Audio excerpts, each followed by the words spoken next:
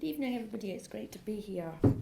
I'm going to talk a bit about David Batchelor's Waldella, Dundee, which, here we go, has become synonymous with the McManus, Dundee's art gallery and museum. It's probably the most photographed work in our collection, provoking awe and wonder amongst our visitors, and is a brightly coloured splash of joy even on the darkest of winter days. The photography, commissioned immediately after the work was installed, has been used to promote Dundee within the UK and abroad. Here it is welcoming visitors to Dundee. I'm at the railway station.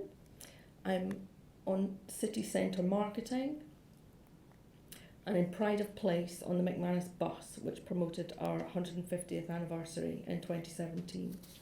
So you would think in artistic and cultural terms it's been a great success. Actually, its development was far more problematic than its profile today suggests. This is the McManus today, Dundee's original V&A, or to put it more accurately, the Albert Institute and Victoria Galleries. It's the largest memorial to Prince Albert out with London, but lost its original name as it was renamed for a former Lord Provost. The McManus was voted Dundee's best loved building prior to closing for a much needed redevelopment in 2005. During the 5-year redevelopment, we were partners in the National Collecting Scheme for Scotland, a fantastic lottery funded initiative which ran for some 13 years. Delivered by the Contemporary Art Society on behalf of the then Scottish Arts Council, it supported art curators from 6 Scottish galleries in an ambitious programme of research and travel designed to support equally ambitious contemporary art purchases. After a visit to David Batchelor's East London studio, I raised the possibility of a site-specific commission. The image at the top here actually shows the site at the time and gives an indication of just how extensive the redevelopment of the McManus was. So it shows the exact space that we were discussing with David. We discussed a contemporary reworking of our Victorian grand stair with its stained glass.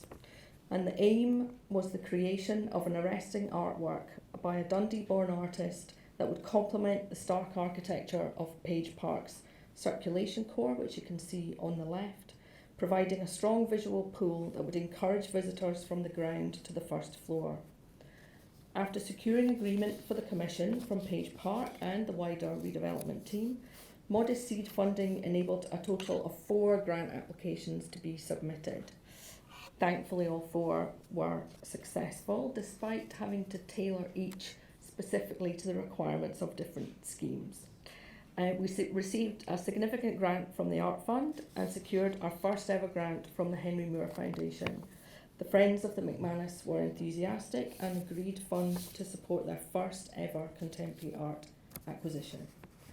So having successfully raised £50,000 in grants and with broad support from a range of stakeholders, we sent the proposal for approval by the Leisure and Arts Committee, normally a rubber stamping exercise. But here it hit an obstacle and it had a rocky ride through committee. The shadow convener's comments were reported in the local press. There is an element of the Emperor's new clothes about this. It is, after all, recycled bottles with lights inside them. We had thought, accurately, as it turns out, that David's creative use of everyday objects would endear it to visitors. But other comments at the meeting included the tongue-in-cheek observation that perhaps one of the bottles should be of Scotland's other national drink, Barr's Iron Brew. It was questioned whether the work was right for the historic surrounding of the McManus, and perhaps it would be better suited to our near neighbour Dundee Contemporary Arts. To our relief, the commission was not formally opposed, as it was not going to cost the council money, and I quote, "You don't look a gift horse in the mouth." This then was not an auspicious start, but one which we shielded David from during the long process of site visits, tests and installation. Happily, after Waldella was installed, the local press ran a piece under the headline "Change of Heart." In it, the now convener of Leisure and Arts Committee admitted that his reservations had been misplaced This unusual step is, I believe, a mark of the man. It's a very unusual thing to do. Installed as both Lord Provost and Chair of the new Trust of Leisure and Culture Dundee, Bob extolled the virtues of the piece over the next 4 years and, yes, took centre stage in the photographs of our anniversary bus. We've remained in regular contact with David. I'm here participating in a study day on colour organised in partnership with the Contemporary Art Society.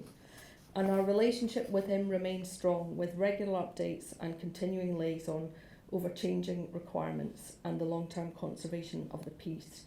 You've no idea how many conversations we have about light bulb changes. It's a very, very rapidly changing technology.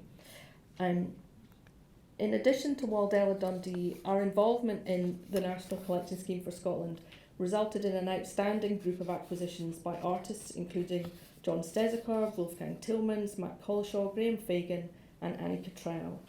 In this, our inaugural exhibition, you can see work by Sophie Ricketts, Alex Hartley, Moyna Flanagan, Pio Abad and Tim Knowles.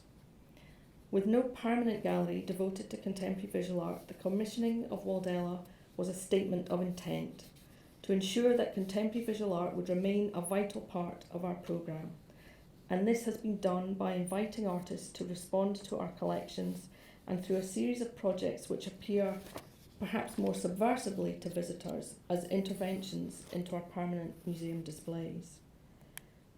Sculptor Nick Evans was invited to create work in response to our early history collections, part of the Scotland-wide Generation programme in 2014. Understanding the strength of our World Cultures collections, Outset Scotland presented The Foxes by Corin Sworn. It was originally commissioned for the Scotland Pavilion at the Venice Biennale, and in Dundee, Corin reconsidered its display entirely, installing it as an intervention into our Dundee in the World gallery. This began what has become a series of successful artist interventions. Callum Colvin's museology took over the entire building. Extant and newly created works created a dynamic conversation between contemporary artworks and our historic collections, and as you can see, visitors completely immersed themselves into the experience. This was continued in our Artist Rooms collaboration with Lawrence Weiner. In Dundee, a city that voted overwhelmingly for Scottish independence in 2014, we proposed translating Lawrence's works into Scots for the first time. Lawrence agreed, but there was a price, and fairly reasonable, but the postage was quite expensive. We had to send him jars of Dundee marmalade to his studio in New York.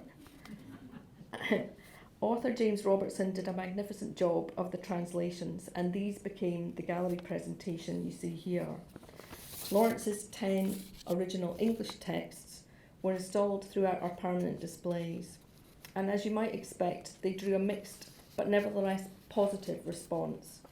Placing conceptual work within museum spaces had the effect of exposing visitors to artwork that they would not necessarily have otherwise engaged with. Curatorial, education and front of house staff all watched visitors experience the light bulb moment that visitors had when they connected the displays with the artwork text. Our most recent commission, Drawn to Light, was the high-profile finale of the mcmanus 150 programme. Filmmaker Duncan Marquis responded to our collections in store, while musician Johnny Common composed pieces based on recordings he captured from the very fabric of the mcmanus. This is him recording the light frequencies from Waldella, which became a piece of music called The Colour is Fugitive. At the centre of the coloured bottles there is Johnny performing against the west facade of the mcmanus. So, if Waldella has become synonymous with the mcmanus, then I hope that my final slide will raise a wry smile. Dundee's worked hard to shake off its association with jute jam and journalism. Perhaps today it's better known for culture, computer games, but comics remain a potent symbol of the city. Last year we celebrated the iconic Bash Street Kids, using this image to announce an exhibition and also a temporary rename. In seeking permission from David for Waldella to feature, he pronounced himself truly touched It is an honour and a privilege to be mcmanused in such a way. I hope that you'll all find time to visit Waldella, if not this weekend, then very soon. Thank you very much.